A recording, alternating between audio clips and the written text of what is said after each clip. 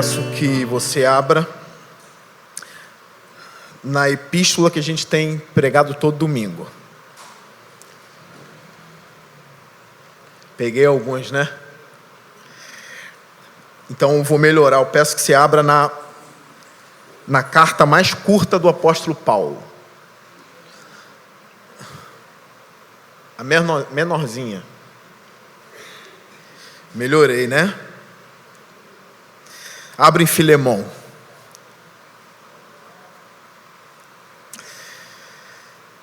É a menor carta do apóstolo Paulo.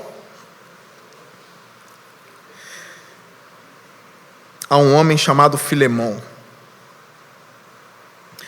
Nós estamos no versículo 14 e hoje nós vamos até o versículo 16.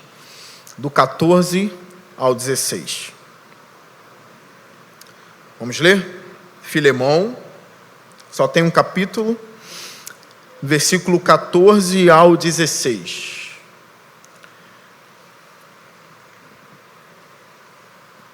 Vamos ler, diz assim: mas não quis fazer nada sem a sua permissão, para que qualquer favor que você fizer seja espontâneo e não forçado. Talvez ele tenha sido separado de você por algum tempo, para que você o tivesse de volta para sempre, não mais como escravo, mas acima de escravo, como irmão amado. Para mim ele é um irmão muito amado, e ainda mais para você, tanto como pessoa, quanto como cristão. Senhor Deus, eu peço que as tuas misericórdias estejam sobre mim, que o teu Espírito venha me usar, eu que sou um vaso de barro, em tuas mãos. Que a palavra venha fortificar os meus irmãos nessa manhã, em Cristo. Amém. Aqui nesses versículos que eu li, ficou bem claro aquilo que eu já preguei em outros domingos, que de fato Onésimo era um escravo de Filemão. Não dá para todo domingo eu ficar repetindo, aquilo que eu falei na introdução, que foi o primeiro sermão nessa epístola, mas vocês já sabem do que se trata, É um escravo que se converteu a Cristo ouvindo o apóstolo Paulo. Agora ele intercede por esse escravo porque ele vai voltar para o seu senhor, que é Filemão. Filemão é alguém da igreja que provavelmente também se converteu ouvindo o apóstolo Paulo. Se conhecem já há um bom tempo. Então a carta se dá nesse contexto. No versículo 14, esse mais aí de início, mas não quis fazer nada sem sua permissão. Óbvio que está ligado ao versículo passado, que Paulo diz o seguinte, leia comigo o versículo 13, para que a gente vá se situando, já que eu estou pregando por parte. Olha o versículo 13. Gostaria de mantê-lo comigo para que me ajudasse em seu lugar, enquanto estou preso por causa do Evangelho. Onésimo está com Paulo. Paulo deixou bem claro que ele gerou Onésimo. Então, ele pregou para Onésimo, o escravo fugitivo que se converteu, ou seja, se converteu ouvindo o apóstolo Paulo. Qual o desejo de Paulo? Eu queria manter Onésimo comigo. Esse era o desejo do apóstolo. Lembra disso? O apóstolo. Esse era o desejo dele. Queria manter Onésimo comigo. Aí entra o mais aqui no versículo 14. Mas não quis fazer nada sem sua permissão. Mesmo ele sendo apóstolo, de alguma forma ele tendo autoridade para manter Onésimo, ele não quis fazer sem a permissão de Filemão, que era o senhor de Onésimo. Paulo sabe que Onésimo agora não é mais escravo. Ele sabe pela regeneração que Onésimo agora é irmão. Ele não está mais na condição de escravo. Mas mesmo assim ele não quer fazer nada sem a permissão de Filemão. E ele deixa aqui bem claro o porquê disso. Na parte B do versículo 14. Para que qualquer favor que você fizer seja espontâneo e não forçado. Irmãos, aqui a gente já repara a humildade do apóstolo Paulo. Um princípio que a gente aprendeu aqui quando eu preguei na primeira epístola de Pedro. Pedro, ele tem um princípio e ele passa esse princípio aos pastores das igrejas. Aquilo que ele chama de os presbíteros. O princípio é o seguinte, na verdade é uma exortação aos pastores: não sejam dominadores do rebanho do Senhor. Pedro deixou isso bem claro. Vocês, pastores, não são dominadores do rebanho do Senhor. As ovelhas pertencem a Supremo Pastor, que é Cristo. Pastor não é dominador de ovelha. As ovelhas não estão nas mãos dos pastores, eles não são donos delas. Eles vão prestar conta, porque elas pertencem a Cristo. A gente vê aqui que Paulo, ele não domina sobre a vida de Filemão, mesmo sendo apóstolo. Lembrando, Paulo era um apóstolo, mas ele é pastor de almas. Ele é pastor de Filemão e agora ele é o pastor de Onésimo. Ele é pastor de almas. Pedro se apresenta como presbítero Pedro, a gente sabe que ele é apóstolo. João também se apresenta como presbítero João, a gente sabe que ele é apóstolo. São apóstolos, mas que cuidam de almas também. Então, voltando, Paulo, ele não domina sobre a vida de Filemão. Como a gente vê aí em muitos lugares, pessoas achando que pessoas pertencem a elas porque Deus deu dons a determinadas pessoas. Eu vou clarear. Pastores que acham que fulano, beltrano, cicrano ou ciclano pertencem a ele pelos dons que ele tem, ou pela autoridade que Deus deu a ele. Então, ele se apossa da vida de alguém, como dono. A pessoa fica totalmente dependente. É uma sensação de poder aqui. Quando eu leio sobre Paulo, Pedro, João, eles não têm isso. Porque eles sabem que cada alma na igreja, cada alma, pertence a Jesus Cristo. Eu quero caminhar com vocês aqui, peço que me ajude. Romanos 1, olha como Paulo se apresenta aqui, escrevendo aos Romanos, no capítulo 1, no versículo 1. Já de cara, no primeiro versículo aqui de Romanos 1, está aparecendo ali na frente, não precisa abrir sua Bíblia. Olha o que Paulo diz. Paulo, olha a ordem, primeiro ele dá o nome dele, Paulo, servo de Cristo Jesus, chamado para ser apóstolo, separado para o Evangelho. Olha, primeiramente, ele tem um nome. Qual é o nome? Paulo. No grego aqui, na nossa tradução está escrito servo. Servo de Cristo Jesus. No grego está escravo. Traduziram para a gente servo. No grego está escravo. Olha a conexão. Paulo é o nome. Quem ele é? Escravo. De quem? De Cristo. Paulo, escravo de Cristo. Agora ele tem um chamado. Repara, o escravo tem um chamado. O Senhor dele deu algo para ele. Qual é o chamado dele? Chamado para ser apóstolo. Mas antes de apóstolo, ele é o quê? Escravo. Nós, pastores, os líderes, precisamos lembrar todos os dias que antes de qualquer coisa nós somos escravos. É importante isso aqui que ele deixa claro em Romanos.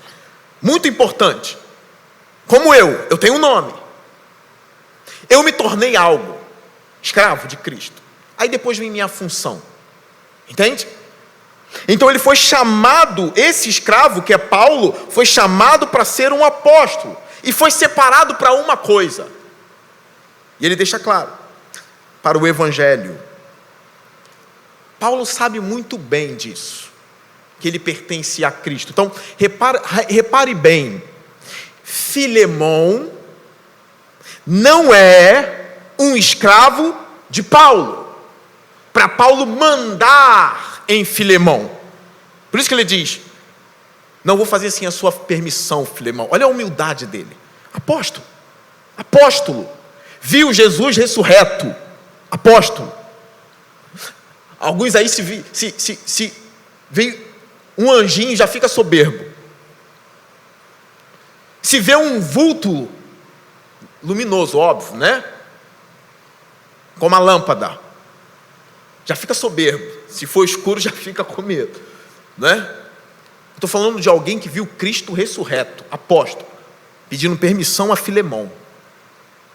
Não vou fazer nada sem a sua permissão, Filemão. Onésimo agora não é mais escravo de Filemão também, porque todos são escravos de Cristo. Isso é bom, que mantém a nossa bola lá embaixo. É importante para o ser humano, gente, ter a bola lá embaixo. Abaixar a bola, porque a soberba é uma doença que destrói a alma. O orgulho.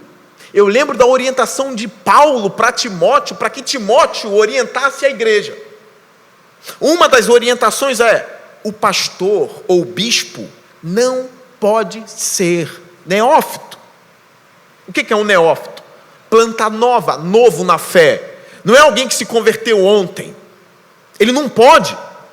Por quê? Aí Paulo diz a Timóteo: para que ele não se ensoberbeça e caia no pecado do diabo, que foi o orgulho.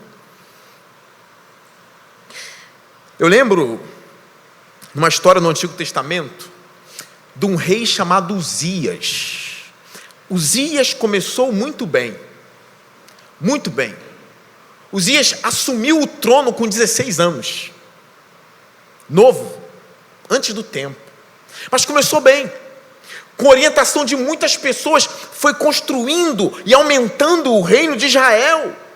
A Bíblia fala que ele chegou a ter mais de 300.000 soldados altamente armados, leais a ele. Israel era uma potência na mão de Uzias. Ele era um grande administrador, gente. Ele foi ficando mais velho, e foi se tornando cada vez um administrador excelente. Ele revolucionou o armamento de Israel. Ele criou máquinas que atiravam flechas e pedras. Uzias se tornou temido, e a Bíblia fala que todos sabiam quem era esse rei de Israel, e o poder dele foi aumentando, a glória dele foi aumentando, até que um dia, ele me entra no templo, agindo como um sacerdote. Ele não podia fazer isso, ele era rei, ele não era sacerdote. Deus escolhia os sacerdotes. Mas o poder dele ficou tão grande que ele achou que mandava em tudo em Israel. Que ele poderia entrar no templo e tocar nas coisas sagradas e fazer as funções de um sacerdote, porque ele mandava. Era como se ele juntasse todo o poder nele. Eu sou o que eu sou, só Deus é isso. E os sacerdotes ali, homens de verdade, homens viris ali, enfrentaram o rei. O Senhor não pode fazer isso, rei Uzias. O Senhor não pode tocar nessas coisas. O Senhor não pode agir como um sacerdote. Não faça isso. E o rei Uzias se indignou contra os sacerdotes. Eu faço, eu posso. É a doença do orgulho, a doença da soberba tomando ele. A Bíblia fala que na mesma hora, depois que os sacerdotes enfrentaram ele e exortaram o rei, ele não ouviu os sacerdotes.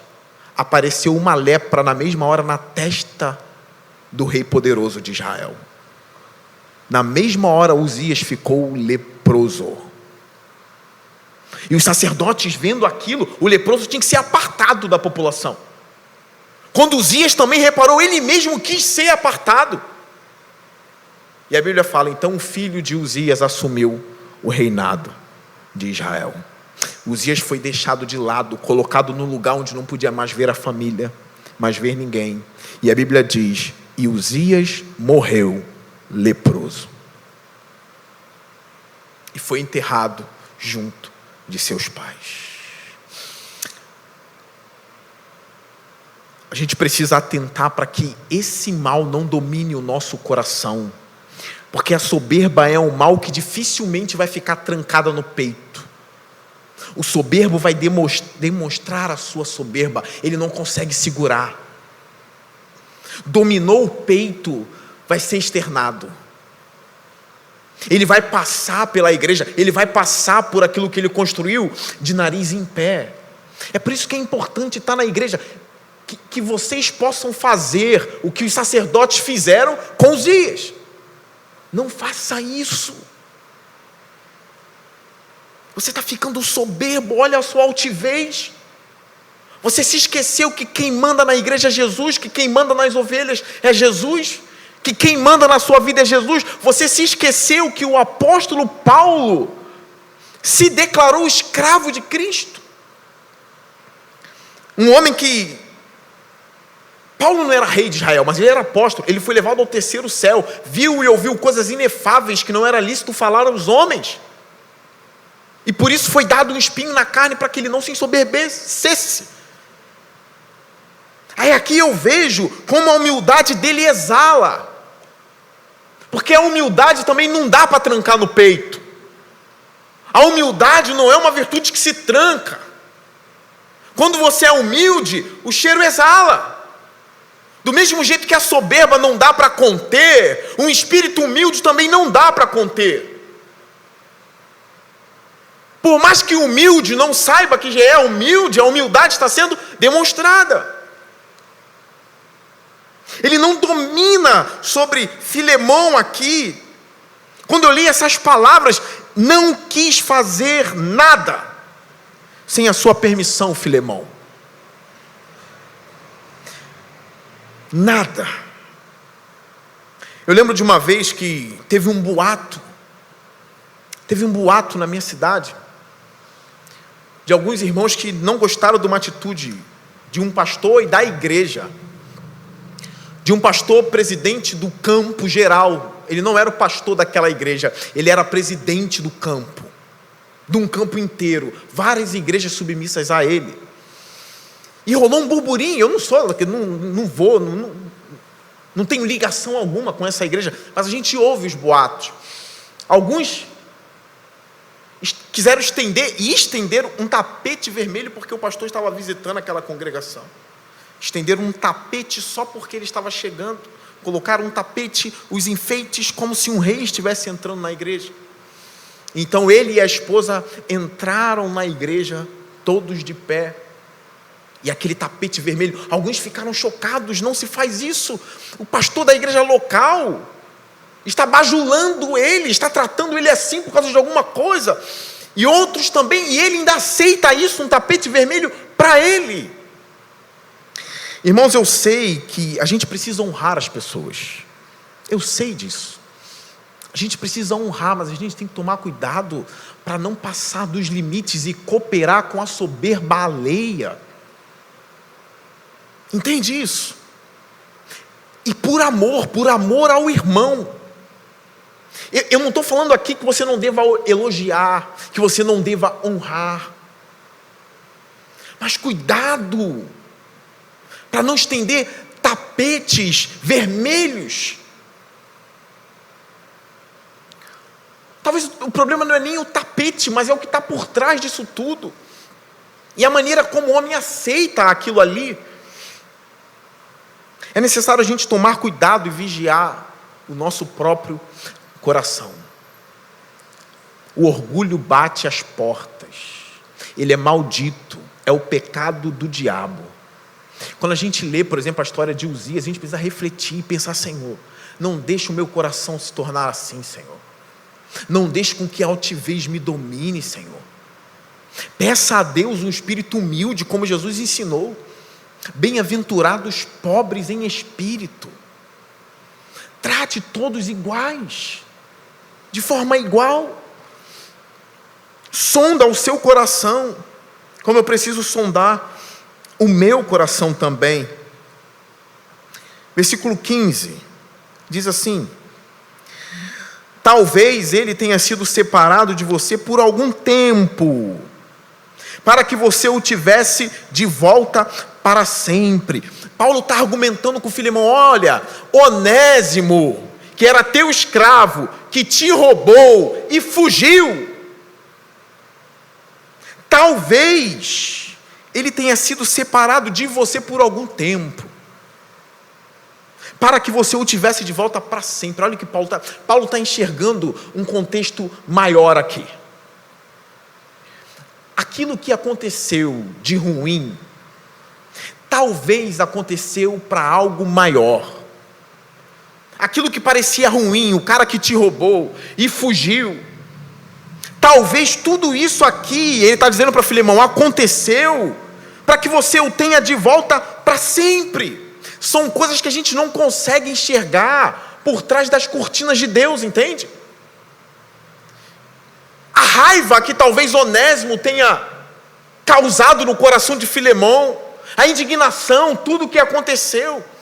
Paulo está dizendo, olha, talvez aconteceu por algo maior. É Deus movimentando tudo. Repara como isso acontece aqui. Ele faz o mal que fez, ele foge. É um mal, aconteceu um mal na vida dele, de Filemão. Fugiu, foi traído. O escravo foi embora. O cara se converte. Cristo ganha Onésimo. Foi um meio usado para isso. Nada fugiu do controle de Deus ali. E Paulo está tratando com o coração de Filemão. Olha para algo maior. Olha além, Filemão. Você vai ter ele agora para sempre. Ele fugiu da sua vida. Mas agora ele vai voltar e vai estar contigo para sempre, Filemão. Uma vez eu estava falando para uma pessoa,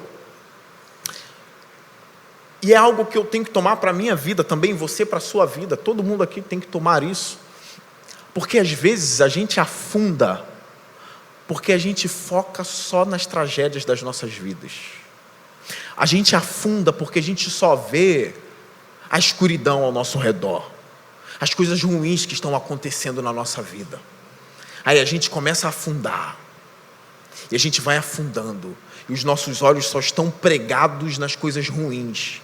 Por que comigo? Por que eu? Por que assim? E é difícil tirar os olhos disso, é necessário alguém colocar os nossos olhos em algo bom.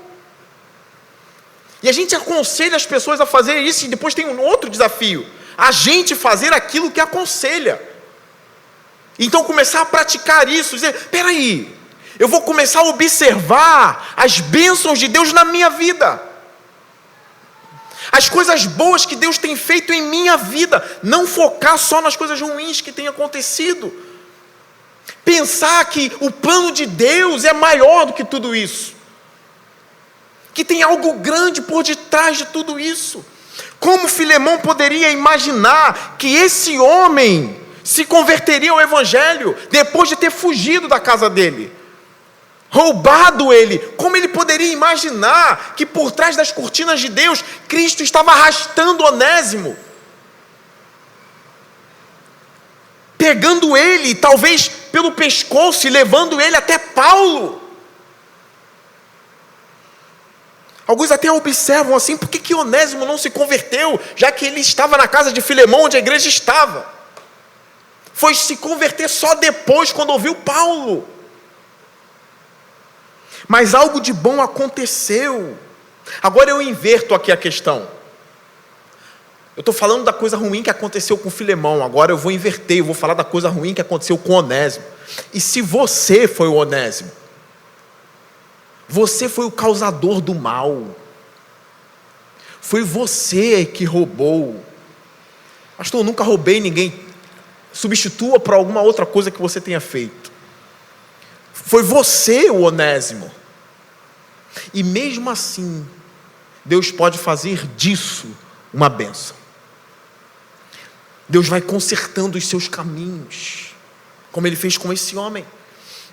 Onésimo foi amparado pela providência de Deus. E agora ele vai voltar para estar com Filemão para sempre. Verso 16. Não mais como escravo, mas acima de escravo, como irmão amado. Você sabe qual é o maior posto que você tem na igreja de Cristo? Não esqueça disso não, nunca na sua vida. O maior posto, e isso vai combater também a soberba. O maior posto e o maior título que você tem na igreja é irmão. Aqui dentro, não importa se é comandante da polícia, se é comandante do exército, não importa se é médico, não importa se é inteligente, não importa se era escravo, não importa se trabalha nas classes mais baixas da sociedade, todo mundo aqui é uma coisa só: irmão. Quem fez isso? Cristo. Ele uniu a gente. Dentro da igreja não tem carteirada. Você vai se meter com o comandante dos céus? Não tem carteirada dentro da igreja. É por isso que dificilmente eu vou ver um dos juízes da Suprema Corte sentado, congregando e sendo submisso a um pastor e aos seus líderes na igreja, porque parece que chegaram na estatura divina, mandam e desmandam. Eu quero ver esses caras sentados, congregando. Dificilmente, você sabe por quê? Porque a congregação transforma um juiz em irmão. Dificilmente você vai ver esses homens sentados dizendo: eu tenho uma igreja, eu congrego, eu tenho um pastor. Não. No máximo você vai ouvir eles dizendo: olha, tive uma formação católica, Deus está no céu, eu acredito em Deus, mas nada. Não congrega, não se submete. Nada. É óbvio que dentro da igreja, a gente deve obediência aos líderes, isso é óbvio, mas isso não faz dos líderes alguém acima do posto de irmão. É só alguém que Cristo separou e disse: olha, essa ovelha aqui eu estou colocando para pastorear vocês. Como o autor de Hebreus diz em Hebreus 13: obedeçam aos vossos líderes, porque eles vão prestar conta da alma de vocês também. Eu não estou dizendo que não tem submissão na igreja, que você não precisa, agora não respeito mais ninguém, porque todo mundo é irmão. Não é isso que eu estou dizendo. Não é sobre isso. É aquilo que eu disse, a virtude da humildade não fica presa no peito, ela sai. É você reconhecer: olha, aquele lá é um irmão que Cristo colocou como líder. A virtude da humildade, eu me submeto. Talvez para você seja fácil. Já cresceu nesse ambiente respeitando pai, mãe. Já está acostumado na congregação. Agora imagine se você é um general do exército e entra num lugar onde ninguém vai prestar continência a você. Às vezes eu vejo vídeos dos generais entrando nos seus quartéis, para tudo.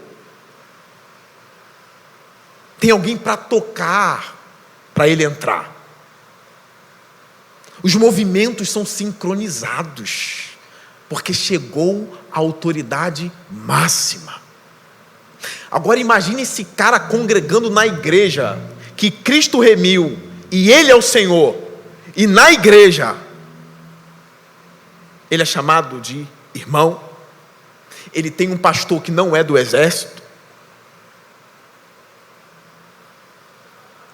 E a Bíblia fala: está vendo o pastor, ou o líder do seu departamento, ou os outros líderes da igreja, que foram colocados para liderar a igreja? Está vendo? Você, general, é submisso a eles aqui. São ovelhas como você, mas Cristo colocou de frente. Então Paulo diz que Onésimo é o contrário. Onésimo não é um general que agora virou irmão. Onésimo era um escravo, era um objeto. Alguns tinham escravo como desalmados. Não tem alma, é um objeto. Para Onésimo agora é lucro virar irmão. Ele quer ser alguém. Cristo fez isso para Onésimo. E colocou o apóstolo para dizer: o escravo não é mais escravo, é irmão. Subiu o posto. Com Onésimo foi o inverso. Não é o juiz da Suprema Corte que agora tem que se sujeitar na igreja. É o escravo que se converte e agora Filemão tem que aceitar como irmão. E não por obrigação, mas de boa vontade. Por ter uma mente já cativa a Cristo e sabendo que Cristo é o Senhor da igreja. Que Cristo olhou para Filemão e salvou Filemão, regenerou Onésimo, colocou Onésimo na igreja, deu ordem ao apóstolo no coração dele, para dizer que Onésimo agora tem que ser chamado de irmão. Cristo só faz bem a você, irmão. Ele só faz bem a você. Ele redime a sua vida por inteira. Ele tira o homem lá do lamaçal, ele traz, ele limpa as vestes. Se sobrou uma poeira no joelho, ele abaixa, ele tira, ele sacode. Você quer ver uma cena bonita? Mateus capítulo 25, depois leia o julgamento, que ele diz para as ovelhas que estão à destra deles assim: vinde, agora que é a parte bonita, benditos de meu Pai. Ele chama de bendito você. Imagine a obra que ele fez na vida desse homem. A Bíblia fala ainda que os seus pecados sejam vermelhos como carmesim, se tornarão brancos como a neve. Quem é que faz isso? Quem é que tira o pó dos pés, do joelho? Pega o pior dos pecadores também, que Paulo era esse pior dos pecadores, e coloca na igreja. E a gente vê homens não querendo se submeter a isso.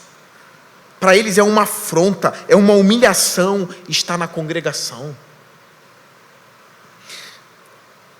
Irmãos, Filemão agora vai ter que receber esse homem perdoado. Porque na congregação de Jesus não há lugar para o orgulhoso e para o soberbo. Ele é quebrado. Ele vai receber Onésimo com amor. A congregação é importante para isso, para que a gente passe os olhos e a gente perceba: olha, aquele ali tem menos instrução do que eu.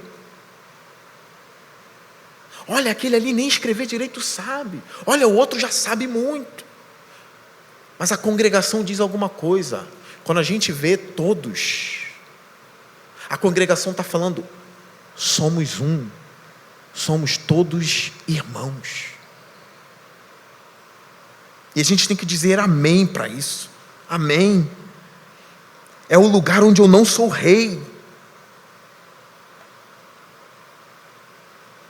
A parte B do versículo 16. Depois que Paulo diz que acima de escravo, agora Onésimo é como irmão amado, na parte B do versículo 16 ele fala assim: para mim, ele é um irmão muito amado, e ainda mais para você, tanto como pessoa, olha agora, quanto como cristão. No grego está como no Senhor. Onésimo está no Senhor. Ele não está em qualquer um, ele está no Senhor como cristão. Você sabe o que isso significa? Paulo, gente, acredite nisso. Acredite nisso. Paulo não iria chamar qualquer um de cristão. Paulo não ia dizer que qualquer um está em Cristo, não. É a recomendação do apóstolo. Receba ele como irmão, como cristão. É por isso que o título da mensagem hoje é O Escravo que Nasceu de Novo. Isso significa que Onésimo foi regenerado. Ele nasceu de novo. É uma nova vida. É uma vida diferente. Não tem como ser igual. O que eu falei no início? A soberba não se contém no peito. Ela sai. Vai ficar visível, não é? A humildade não se contém no peito também, ela sai, é visível. A gente olha e repara, alguém humilde. O humilde não é aquele que fala baixinho, não. É humilde. É alguém que sabe quem é, que é pobre em espírito. A humildade também não se contém no peito. Agora o mais importante,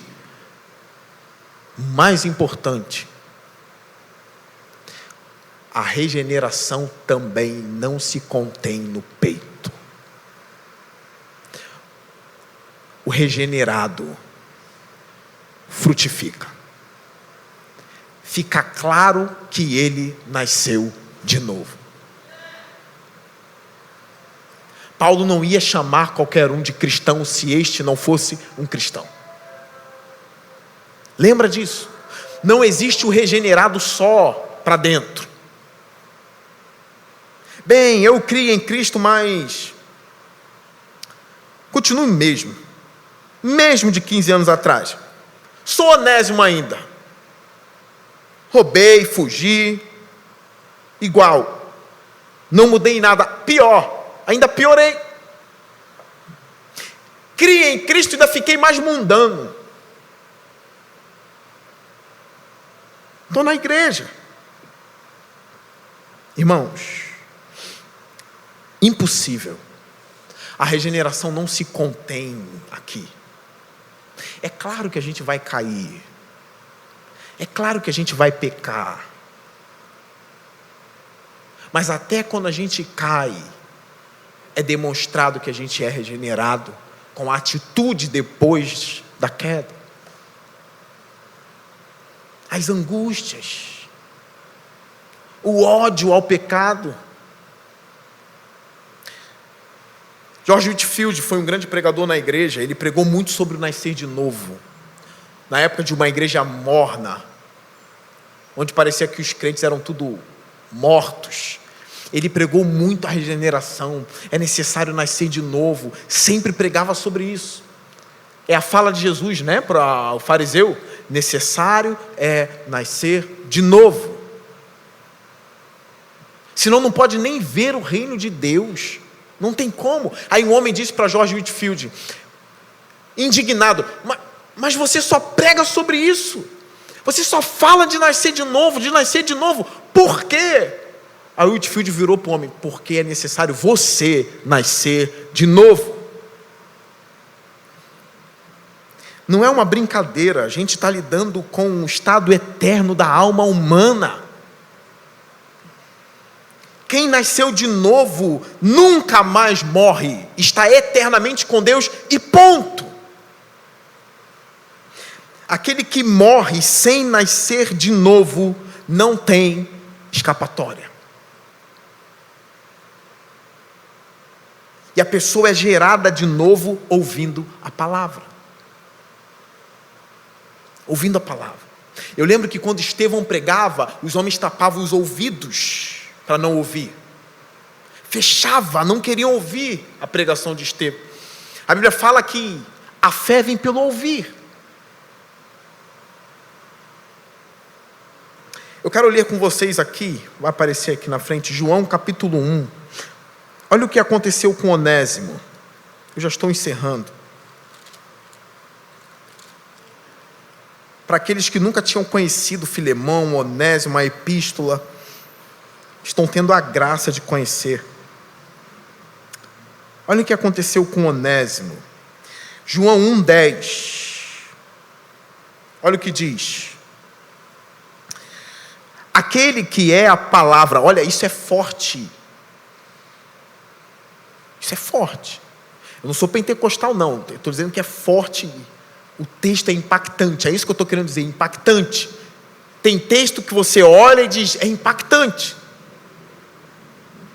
Não deve ler rápido.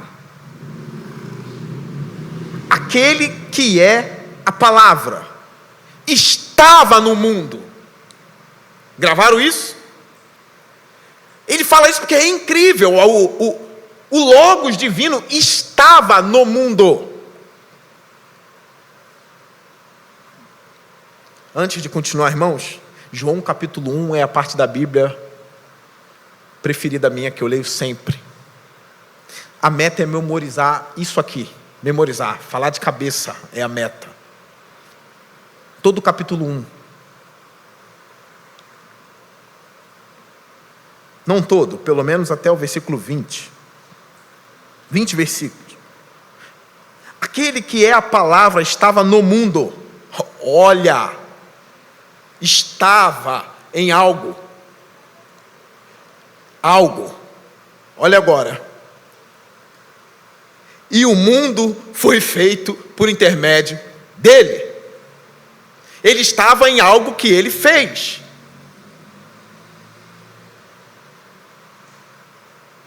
O mundo foi feito por intermédio dele. João está mostrando, olha, não é qualquer um, hein? Mas o mundo não o reconheceu. Veio para o que era seu, os judeus, tá?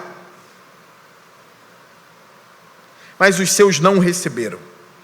Contudo, aos que o receberam, aos que creram em seu nome, olha o que aconteceu com o escravo agora.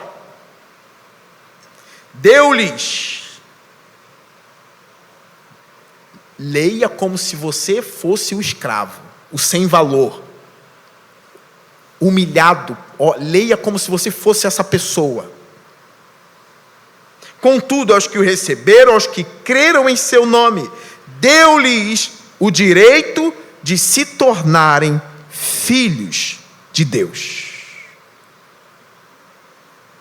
os quais não nasceram por descendência natural, nem pela vontade da carne, nem pela vontade de algum homem, mas nasceram de Deus. Nasceram de Deus, saíram de Deus, gerados. É por isso que a gente fala regenerado. Deus regenerou, mas eles nasceram, eles foram gerados de Deus. O que isso significa? Quem sai de Deus é o quê? Filho. Eu comecei dizendo que Paulo era um escravo. Ele se colocou, ele disse que ele era, se colocou nesse sentido. Por trás das cortinas, do outro lado da cortina, Paulo é filho. Onésimo, que era escravo de homem, se converteu, virou escravo de Cristo. Por trás das cortinas, se tornou filho. Filho de Deus. O que é a regeneração? O ímpio, maldito, inimigo do Deus vivo, passa a ser filho do Criador dos céus e da terra. Isso é regeneração, isso é ser cristão. É importante você saber disso. Nós somos humildes. Eu falei de juízes, de generais, mas nós somos humildes. Nesse sentido, nós não temos a gente não tem esse posto na sociedade, esse alto posto. Quando a gente olha para isso, a gente dá muito valor para isso. Eu era pobre, perdido, sem Deus, sem Jesus. Quando Ele estendeu a sua mão para mim. Onésimo, o escravo que nasceu de novo. Eu espero que ao ouvir essas palavras, você saiba o quão maravilhosa é a obra de Deus na vida do homem. Você nasceu de novo. Paulo chamaria você de cristão, de irmão.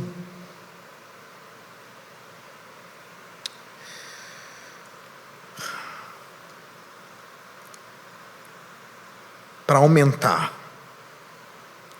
será que Deus nos chama nos céus de filho? Isso não é uma brincadeira. Quando a gente sabe disso, eu estou encerrando. quando a gente sabe o que é ser cristão de verdade, quando a gente perde a ideia de que ser cristão é se tornar um bonequinho religioso, quando a gente perde isso, porque é feio isso. É por isso que muita gente tem vergonha de dizer que é crente, de ser religioso. Quando a gente tira essa ideia pequena e falsa de religião e vê o que é a verdadeira religião, quando a gente descobre o que é regeneração, o que aconteceu com a gente, de quem a gente se tornou filho, a vergonha vai embora. Entende? A vergonha some, você entendeu quem você é. Ontem no culto foi falado que os adolescentes têm a tendência a terem vergonha de dizer que são de Jesus. É óbvio, verdade. Eles têm essa tendência de esconder, de se esconder. Não postam sobre Jesus, não falam, eles têm vergonha, mas olha, pensa num homem machão, de meia idade, que agora vai ter que dizer: eu, escravo de Cristo, para outros homens barbados como ele. Dá para inclinar também a vergonha, mesmo sendo adulto. Como eu, homem, inteligente, sábio, forte, barbado, não importa. Vou dizer para outro homem da minha idade: eu sou servo de Jesus. Isso só é possível quando eu entendo quem é Jesus e quem é Deus, e o que eu sou para Ele. Aí é possível. Eu entendi. Foi-me dado o direito de ser filho do Criador. Aí não é mais vergonha. Aí é uma honra. Não dá para esconder. É a quarta coisa que não dá para ficar retida no peito. Tem que exalar. Sai pela boca. Eu sou cristão.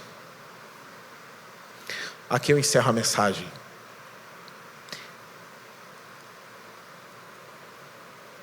Que a gente possa recomendar aos irmãos dizendo: ali vai um cristão. Aqui vai um cristão. Pela graça de Deus. Curve sua cabeça.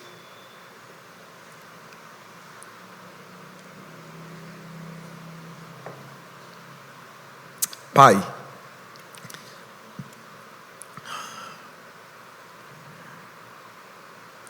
faça crescer em nosso coração quem nós somos, Senhor.